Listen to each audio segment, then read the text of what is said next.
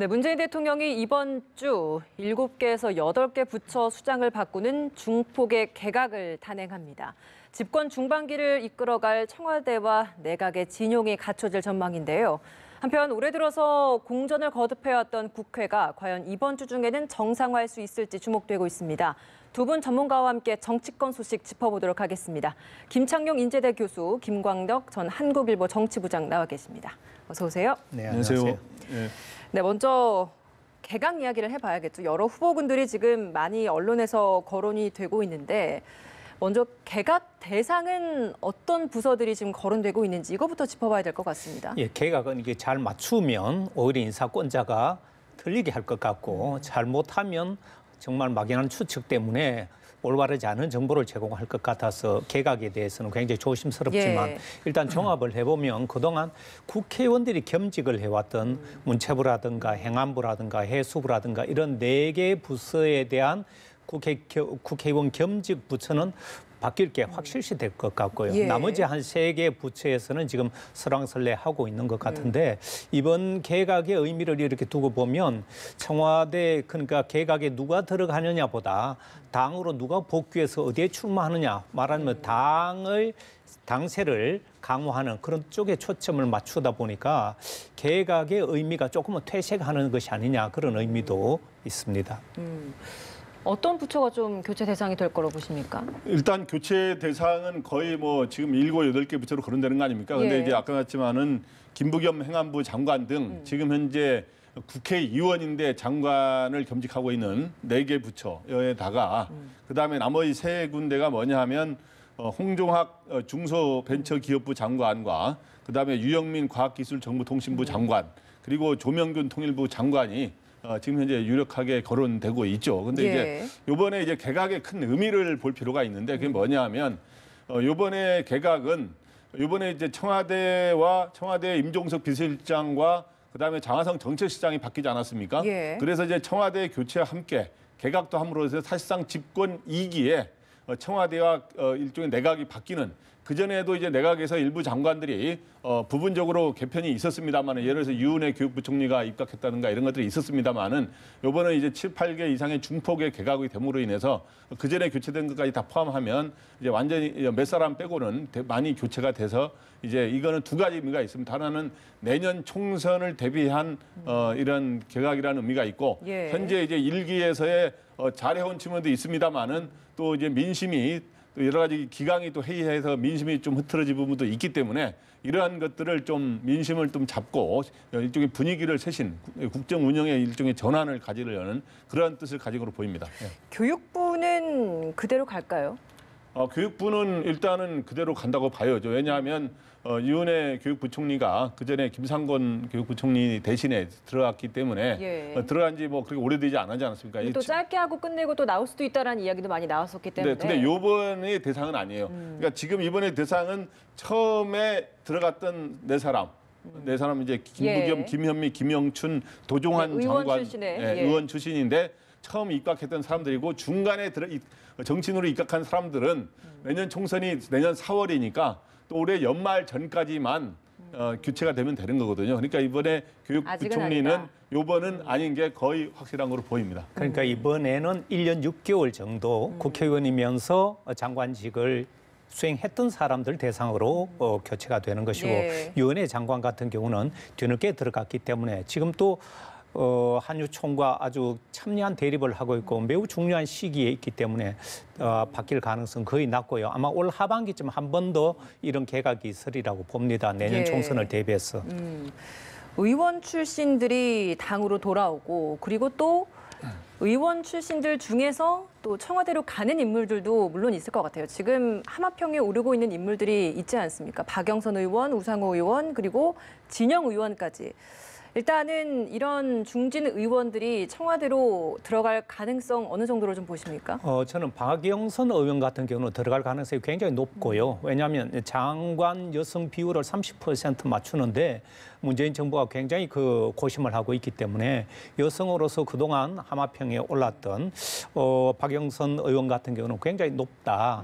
다만 우상호 의원 같은 경우는 좀 두고 봐야 될 것 같다. 두 사람 다 국회의원 선거보다 앞으로 서울시장직 그러니까 서울시장이 2022년도가 되면 이제 무주공산이 되기 때문에 두 사람이 다 서울시장직에 관심이 많아서 국회의원을 한 번 더 안 해도 된다. 예. 자기는 서울시장직에 도전하고 이것을 발판으로 삼아 대권에 가겠다. 이런 의지가 강한 사람들이라서 이 두 사람 다 이번에 자천타천으로 입각할 가능성이 높다고 저는 봅니다. 그렇다면 박영선 의원 같은 경우에는 어느 부처로 좀 입각될 가능성이 있다고 보십니까? 여러 부처가 거론됐지만 예. 행안부라든가 이런 쪽에 지금 사실상 여러 부처를 두고 논란은 있는데 여론 떠보기가 아닌가. 그 속에서 반발이나 비판이나 이런 내용들을 봐서 최종적으로 납점할 것으로 보입니다. 법무부 장관 같은 경우에는 이번 교체 대상에서 좀 제외됐던 것이 사법개혁 이런 부분을 예. 아직 조금 더 완수를 해야 한다라는 차원에서 일단 미룬 것으로 보이는데 사실 박영선 의원 같은 경우에도 사개특위 위원장을 맡고 있지 않습니까? 네, 그렇죠. 이제 사법개혁 관련된 임무를 맡고 있는 상황인데 그럼에도 지금 청와대로 불러들일 가능성이 높다라는 것은 좀 어떤 의중이라고 해석을 해야 되는 겁니까? 일단 법무장관 박상기 법무장관의 교체설은 예. 과거에 사실은 굉장히 오래전부터 개각 때마다 종종 거론됐었는데 그러다 보니까 이제 많이 예방 주사를 많이 맞아서 그런지 이번에는 개각이 대상이 아닌 거로 거의 이제 법무장관은 개각 대상이 아니다라는 거로 거의 나오고 있고 예. 그다음에 지금 외교부 장관도 개각 대상이 아니다. 그래서 이제 사실상 처음 들어간 장관 중에 굉장히 장수 장관이 될 가능성이 두 사람은 이제 커진 것이죠. 예. 그런데 이제 박영선 의원 같은 경우는 이제 그동안 이제 이 법사위 활동 같은 것도 했었기 때문에 사개특위 관심이 많고 그래서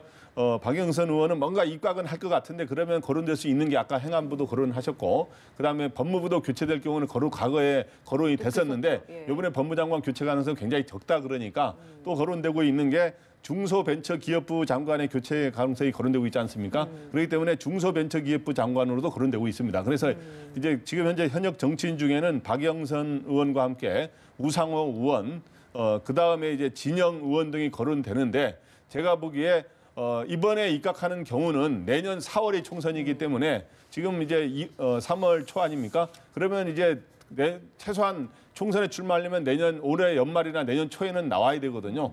그렇기 때문에 이번에 입각하게 되면 사실상 총선 출마가 어려워진다는 측면에서 본인이 총선 출마 안 하겠다는 결심이 서야 되거든요. 대통령이 부르면 따라야 되는 것도 있지만 그래서 저는 국회의원의 입각은 이번에 한 2명 전후가 되지 않겠느냐 이렇게 생각이 됩니다. 사법개혁특위 위원장을 맡고 있는 것이 큰 변수는 안 되는 겁니까 그러면? 네, 그거는 뭐 그렇게 뭐 변수가 되는 건 아니죠. 뭐. 네. 알겠습니다.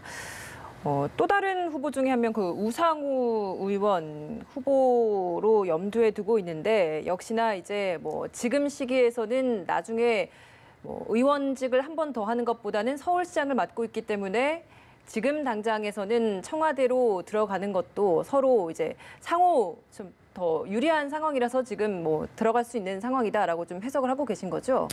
두 사람 다 서울시장직에 관심이 있고 또 내부 경선에서 민주당 후보로 두 사람 다 경선에 임했던 그런 과거가 있기 때문에 여전히 그 꿈을 버리지 않아서 두 사람을 어떻게 보면 대항마로 서로에게 경력 관리 차원에서도 두 사람에게 어떻게 보면 공정한 기회를 줘야 된다. 이런 내부의 얘기가 있을 수 있고요. 예. 그리고 두 사람이 서로 상호 보완 내지 경쟁하면서 서울시장직을 우리가 안정적으로 또 가져가야 된다. 이런 나름대로의 계산이 또 있을 수 있어서 두 사람 중에 한 사람을 입각시키기보다는 두 사람에게 동시에 그런 기회를 주는 것이 아닌가 저는 그런 생각이 듭니다. 예. 제가 보기에 두 사람의 이제 그러면은 이번에 장관이 입각 두 사람이 할 경우에는 예.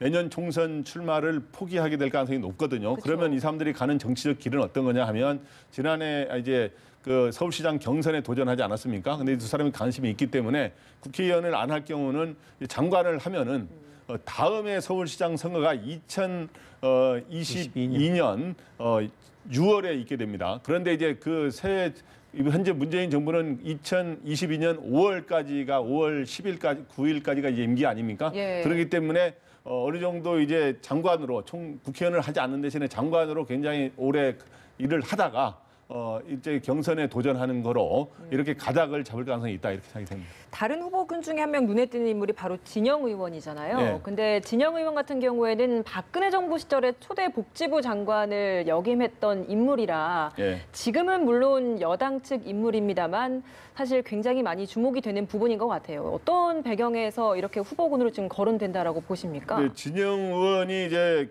거론되는 이유 중에 하나는 일종의 이제 인사로 말하면 탕평이라는 측면이 있는 거죠. 여러 가지 이제 원래 이제 새누리당에서 왔잖아요. 지난 총선 때 새누리당으로 해서 이제 민주당으로 이제 옮겼기 때문에 그러한 점을 일종의 민주 개혁 세력에 참여했다라고 하는 이러한 거를 공을 인정하려는 측면이 있고 또 하나는 어쨌든 박근혜 정부에서 복지부 장관을 지낸 일종의 국정 운영 경험이 있다는 점 그런 걸 근데 이제 그때도 물러날 때도 보면 박근혜 정부의 대통령하고 약간의 갈등이 있었습니다. 그리고 또 하나는 행안부 장관으로 거론되는 이유는 국회에서 행안위원장을 지냈다는 점. 그리고 또 총선 출마를 안 하게 되면 지금 용산에 거론되고 있는 또 이 친문의 세력 중에 일부가 거론되는 후보들이 또 있거든요. 그런 사람들이 이제 바톤을 이어받을 수 있다는 여러 가지 점을 고려해서 거론되는 걸로 보입니다. 거기서 제가 조금만 보충을 하자면 사실 이 진영 의원 같은 경우는 박근혜 정부 말하자면 탄핵 정부에서 보건복지부 장관을 지냈기 때문에 촛불 정부에서 장관 입각하는 것이 과연 타당한가 이런 의아하게 생각하는 사람들이 많은데 어떻게 보면 굉장히 소신 장관이에요. 그 기초연금하고 국민연금하고 연계시키는 데 대해서 반대해서 그 당시 박근혜 정부에서 아주 소신껏 자기의 뜻을 펼치지 못하면서 결국은 그만두겠다. 사의를 표명해서 그만뒀기 때문에 이번에 이렇게 보면 좀 탕평이라고 말씀하셨는데 그런 차원에서 능력과 그러니까 출신을 따지기보다 능력과 업무의 효율성 이런 차원에서의 인사가 아닌가 저는 그렇게 예상합니다. 예, 청와대가 오늘 또 브리핑을 했었죠. 주 후반에 개각이 예상된다. 그리고 현재 보도되는 하마평 틀릴 가능성도 있고 정치인 3명 입각 여부가 굉장히 유동적이다라는 이야기를 했는데 과연 이번 주 후반에 누가 입각이 될지 저희가 좀 계속 지켜보도록 하겠습니다. 이번에 전당대회 이야기를 좀 해보도록 하겠습니다. 한국당 전당대회 마치고 신임 당 대표가 선출이 됐습니다. 황교안 신임 대표. 정말 많은 일들을 해야 할 텐데 가장 먼저 시급하게 해결해야 할 과제 하나 꼽자면 좀 어떤 게 있겠습니까? 여러 가지가 있겠지만 당내 화합을 먼저 저는 말씀드리고 싶은데 왜냐하면 한국당 전당대회에서 8명이 출마를 하려고 했지만 3명이 출마를 했고 그래서 당대표가 됐기 때문에 당내 중진들의 반발을 어떻게 화합 차원에서 끌어들일 것이며 또 하나는 5.18 망언 때문에 이것이 사실 당과 민심과의 괴리를 가져온 그런 큰 사건이고 당장 징계를 내려야 되는데 이종명 의원처럼 제명이라는 아주 중징계를 내릴 경우에는 당심을 잃게 될 것이고 그렇다고 허지부지한 그런 징계를 내리게 되면 민심을 잃게 될 것이기 때문에 아주 곤혹스러운 그런 처지라서 제가 봤을 때 황교안 대표 스타일은 대표가 직접 나서지 않고 당 윤리위원회나 국회 윤리위원회 차원에서 이 문제를 넘겨서 거기에서 공을 받아서 처리하도록 일단 거리두기에 나서지 않을까 이렇게 보입니다. 김순례 의원 같은 경우에는 최고위원으로 아예 또 당선이 됐잖아요. 그렇죠. 그렇다 보니까 이제 당 윤리위로 넘어가더라도 과연 결과가 어떻게 나올까 이것도 궁금한데 어떻게 예상하십니까? 그러니까 당심의 선택을 받았다. 그렇기 때문에 징계는 부당하다 이런 논리가 있을 수 있어서 사실은 그동 바로 징계를 하지 못했던 이유가 이 결과가 이 징계에 영향을 미칠 수 있어서 오히려 황 대표 입장에서는 굉장히 곤혹스러워졌죠. 그렇지만 이 당심의 지지를 받아서 3위로 최고위원회 입각은 했지만 그러나 민심은 망언에 대해서 엄중한 책임을 묻고 있어서 이 부분이 정말 고민 부분이 아닌가 그렇게 보입니다. 5.18 망언 의원 관련된 징계 좀 어떻게 좀 마무리 지어야 한다고 보십니까? 일단 이게 바로 황교안 새 대표가 건너야 될 첫 번째 허들이라고 저는 봅니다. 이 허들을 잘 건너야 황교안 대표가 뭔가 일을 좀 할 수 있겠구나라고 하는 그 첫 인상이 굉장히 중요하거든요. 인간관계에서도 그렇고 정치에서도 그렇고. 근데 지금 사실상 정치에 데뷔한 거 아닙니까? 근데 이거를 잘 넘겨야 되는데 제가 보기에 황교안 대표는 아까 말한 것처럼 제가 취재한 바로는 윤리특위의 진짜 야 이렇게 하세요 뒤에서 물밑에서 조정하기보다는 윤리특위에서 알아서 하세요라고 하는 쪽으로 할 가능성이 높다는 얘기가 나오고 있어요. 그런데 제가 보기에는 이거는 뭐 진보 보수 입장을 떠나서 김술래 최고위원은 당선됐습니다마는 국민 전체의 여론과 상식이라는 게 있거든요. 그런 입장에서 5.18 민주화 운동은 이미 여러 가지를 통해서 여러 정부를 통해서 규정이 된 거고 거기에 유공자들에 대해서 괴물 집단이라고 한 거는 누가 봐도 비상식적인 이야기고 비하한 발언이잖아요. 그렇기 때문에 일종의 한국당이 내년 총선과 대선에서 승리하겠다고 주장하고 있지 않습니까? 그렇게 하려면 이거는 분명하게 선긋기를 해야 된다. 그런 측면에서 저는 한국당 윤리특위가 할 수 있는 4가지 징계 중에 지난번에 이정명 의원이 한 것처럼 제명을 하는 게 바람직하다고 생각합니다. 제가 민심을 들어야 한다. 네, 제명을 하는 게 바람직하다고 생각하는데 지금 현재 보면은 아마 윤리특위는 제명과 당원권 정지. 이렇게 예를 들어서 당원권 정지는 6개월이 있을 수도 있고 1년도 있을 수 있고 이런 거 사이에서 아마 고심하고 있지 않을까. 현실적으로 볼 땐 그런 것 같습니다. 예. 앞서서 이제 첫인상이 굉장히 중요하다고 하셔서 드리고 싶은 질문이 첫인상 중요한 만큼 대표에게는 첫 인선도 굉장히 중요할 것 같아요. 근데 황교안 대표가 이제 첫 인선을 했던 인물이 대표적인 친박이죠. 원조 친박이라고 불리는 한성교 의원을 사무총장에 내정을 했단 말이죠. 근데 사무총장이 갖는 의미도 굉장히 클 것 같은데 이 인선 좀 어떻게 보셨습니까? 네, 그렇습니다. 그러니까 아까 제가 첫 번째 허들이 그거고 첫 번째 그 인사가 또 인사가 만사라 그러지 않습니까? 근데 정치 처음 하면서 인사를 잘 해야 돼요.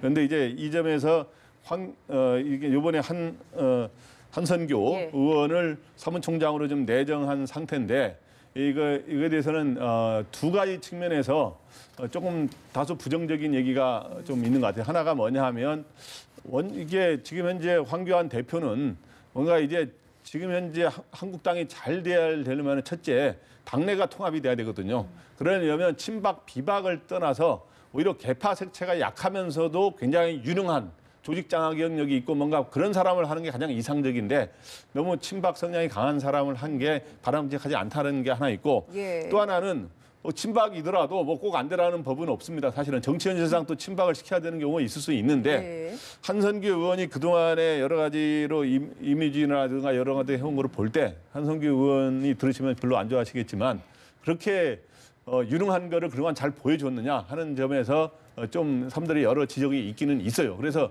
그런 이제 앞으로 전당대회에서 했던 또 발언을 좀 짚어서 말씀하시는 것 같습니다. 뭐 여러 약간의 논란이 되는 발언들이 있었고요. 근데 뭐 결정적인 뭐 문제가 드러난 건 아니고요. 그런데 이제 그렇기 때문에 일단은 저는 지금 현재 확정이 된 건 아니니까 그대로 한성교 의원으로 확정이 되느냐, 지도부 회의를 그래도 거쳐야 되잖아요. 확정이 되느냐, 아니면 하게 되면 또 본인이 어떻게 또 앞으로 어떻게 하느냐에 따라서 그거는 이제 평가가 여러 가지 나올 수 있을 것 같습니다.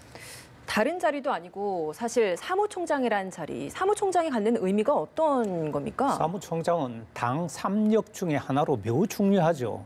거기에 친박 인사를 원조 친박을 심었다 하는 것은 명분과 실리 차원에서 저는 실리를 택했다. 말하자면 원내대표나 당대표도 실질적으로 이 친박계의 지지와 도움을 받아서 됐단 말입니다. 아무리 우리는 원팀이다, 하나다, 말로는 그렇게 해도 당내에 상존하고 있는 이 친박계를 끌어안지 않으면 당내 기반이 없는 황 대표 같은 경우는 굉장히 어려워질 수 있기 때문에 그런 뭐랄까요, 불리한 그런 예건을 감안하고라도 사무총장직에 앉힐 수밖에 없었던 그런 현실적 이유가 있지 않는가. 그런데 이후에 지금 정책부의장이라든가 또 당대표 비서실장이라든가 이런 사람들을 어떻게 인선을 하느냐에 따라서 황교안 대표 체제의 색깔이 확 드러날 것이기 때문에 지금 이런 지적에 대해서 굉장히 고심을 많이 하면서 당내를 먼저 통합할 수 있는 그런 인사를 어떤 사람들로 할 것이냐. 그래서 저는 당 사무총장을 일단 친박계로 했기 때문에 나머지 사람들에 대해서는 비박계라든가 이런 사람들로 색채색이 약한 사람들로 앉힐 가능성이 굉장히 높다 이렇게 보입니다.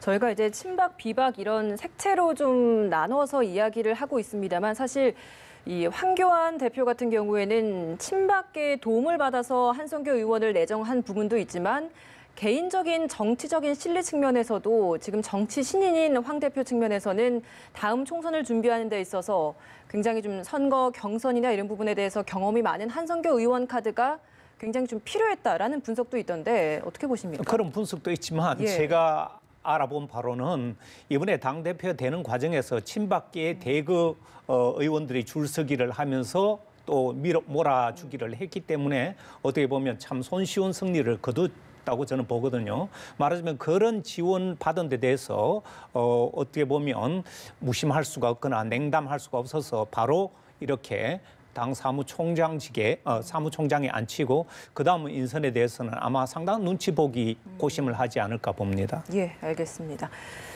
여야 3당 교섭단체 내일 다시 만나서 국회 정상화 이야기를 한다고 합니다. 이제 좀 중요한 일정들이 좀 많이 마무리됐잖아요. 전당대회도 끝이 났고 북미 정상회담도 끝났고 한 상황에서 3월 임시국회 필요성을 다 공감한다는 거는 알겠어요. 근데 과연 정말 정상화 시킬 수 있을까? 언제쯤 정상화할 수 있을 거라고 보십니까?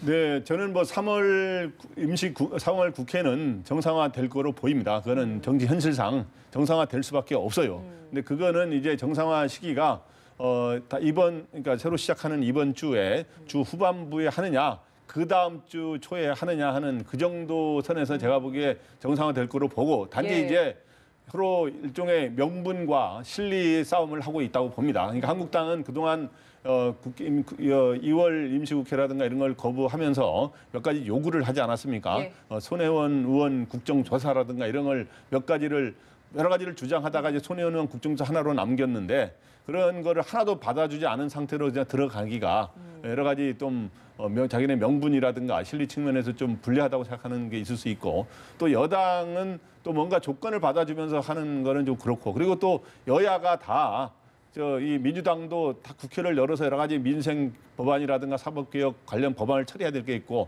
또 야당은 또 이번에 북미 정상회담 결렬에 따른 여러 가지 수속 대책을 따져야 될 것도 있고 그다음에 또 이 소수 야당들은 선거법 개혁을 빨리 해야 되는 여러 가지 있기 때문에 서로 다 필요한 상황이어서 저는 하는데 서로 이런 상황에서는 여당도 좀 양보할 건 양보하고 또 야당도 우리는 좀 민생에 좀 책임다는 모습을 좀 보일 수 있도록 해서 서로 좀 한 발씩 물러서는 그런 자세가 필요하지 않은가 생각이 듭니다. 그럼 한국당이 이야기를 했던 그 손혜원 국정조사 관련된 부분 요구는 어떤 식으로 좀 마무리되면서 국정 정상화가 될 거라고 보십니까? 민주당은 전면적으로 거부하고 있습니다만은 예.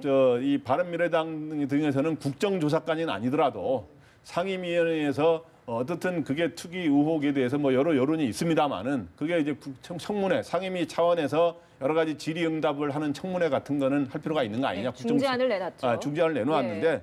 저는 손혜원 의원은 본인은 뭐 결백하다고 계속 주장하고 있습니다만은 어쨌든 그게 국민적으로 이슈가 된 거기 때문에 그런 데서 상임위 같은 데서 다루면서 본인이 와서 또 해명할 게 있으면 해명하고 그런 과정을 거치는 게 저는 바람직하지 않은가 생각이 듭니다. 네, 손혜원 국정조사를 한국당에서는 요구하고 있었고 민주당 측에서는 5.18 발언한 의원들 징계 관련된 부분 논의해야 한다라고 서로 계속 맞붙고 있었기 때문에 국회 정상화가 어려웠던 거잖아요. 이 부분 그렇죠. 어떻게 마무리되면서 정상화될 거라 보십니까? 일단 작년 말부터 지금 3월 올 동안 국회는 아무것도 안 하고 언쟁만 하고 보이콧만 하고 이랬거든요. 말하자면 무노동 무임금의 원칙을 국회는 안 지키고 있습니다. 국민들은 굉장히 국회에 대한 분노를 하고 있고 여의도 정치가 실종됐다. 물론 여야가 다 나름대로의 주장에 일리가 있다고는 보지만 국회 자체가 개원되지 않는다는 것은 이건 있을 수 없는 일이기 때문에 아마 여론의 압박 속에서 국회가 이번에는 3월에는 불가피하게라도 개원하리라고 보는데요. 손혜원 의원 부동산 투기 의혹 건은 지금 검찰에 수사 중입니다. 예. 말하자면 국회에서 청문회를 하든 국정조사를 하든 국회보다 훨씬 더 강도가 높은 검찰의 수사를 하고 있기 때문에 이 부분에 있어서는 서로 얼마든지 좀 유보할 수 있는 그런 사안이고 일단 국회 개원부터가 급선무다. 왜냐하면 집권당 입장에서는 지금 민생 법안이라든가 개혁 입법안 이런 것들을 하나도 지금 처리하지 못하고 있어서 예. 집권당도 시간이 쫓기고 있고요. 지금 자유한국당 같은 경우는 지금 새 대표가 지금 선출됐고 어떻게 보면 새로운 면모를 일신시켜야 되는 그런 상황에서 계속 국회를 개원하지 못한다는 것은 이것도 역시 민심에서 거리가 먼 그런 행태이기 때문에 아까 말씀하셨지만 소수 정당은 지금 선거 제도 개혁이 생존에 걸린 문제입니다. 그렇기 때문에 자기네들이 문제가 이렇게 화급하게 걸려 있음에도 불구하고 국회를 열지 못한다는 것은 국민들로부터도 지탄을 받을 뿐만 아니라 자기네들 스스로 굉장히 답답해하는 현실이라서 지난주에 합의가 실패했지 않습니까? 열자고 했는데도. 예. 그래서 이번에는 저는 3월 중에는 불가피하게라도 열 수밖에 없는 그런 현실이 됐다고 봅니다. 요구하는 부분들이 성사되지 않더라도 양보를 하면서라도 이런 부분들은 지켜져서 국회가 정상화돼야 한다라고 안 그러면 이제 말씀하시는 거죠. 국민들은 국회 무용론으로 이런 국회의원들 필요 없다는 식으로 상당한 반발에 직면하게 될 겁니다. 예, 마지막으로 이것만 좀 짧게 여쭤보도록 네. 하겠습니다. 북미 정상회담 너무 아쉽게 결렬이 됐습니다. 예, 예. 이 결렬이 정치권에 미치는 영향 좀 어느 정도 있을 거라고 보십니까? 정치권에 미치는 영향이 굉장히 크죠. 사실은 그러니까 이번 현재 이 여야 사이에서 가장 중요한 이슈가 두 가지 아닙니까? 바로 이제 경제와 민생의 이슈가 있는 거고 또 하나는 이 안보 문제와 이제 비핵화 문제라고 하는 이 두 가지 이슈에 의해서 지금 문재인 정부도 그 두 가지 중심으로 국정을 이끌어가고 있는 거고 예. 야당도 뭔가 이제 반대를 할 때는 이 두 가지를 중심으로 이 반대와 다른 입장을 제시하는 건데 이게 요번에 결렬이 됐다 그래서 이제 또 완전히 게임이 한쪽으로 쏠리는 게 아니고 또 앞으로 또 뭐 3차 북미 정상을 통해서 전격적인 합의를 할 수 있는 거고 또 굉장히 대치가 길어질 수 있는 건데 예. 내년 총선까지 바로 이 문제는 계속 여러 가지 롤러코스터를 타면서 어떤 때는 뭐 여권에 바라는 대로 되는 것처럼 하다가 또 근데 가장 중요한 거는 어디 여야의 이게 어느 이해가 중요한 게 아니라 우리 국민 입장에서 예. 국민 입장에서는 전 두 가지 바로 비핵화가 완전한 비핵화가 돼야 된다. 진짜 완전한 비핵화가 돼서 핵을 일부 남겨놓고 뭘 양보하는 그런 게 아니라 완전한 비핵화가 돼. 또 하나는 또 한반도의 문제 해결은 바로 전쟁 같은 거는 안 되고 반드시 평화가 정착이 돼야 된다는 두 가지 관점을 어떻게 제대로 하느냐에 대해서 이거는 미국도 이렇게 하지만 우리 정부도 그리고 야당도 예. 이러한 두 가지 관점을 놓고 철저하게 서로 노력을 해야 된다 이렇게 생각이 됩니다. 예, 알겠습니다. 오늘 두 분 말씀 여기서 마무리 짓도록 하겠습니다. 고맙습니다.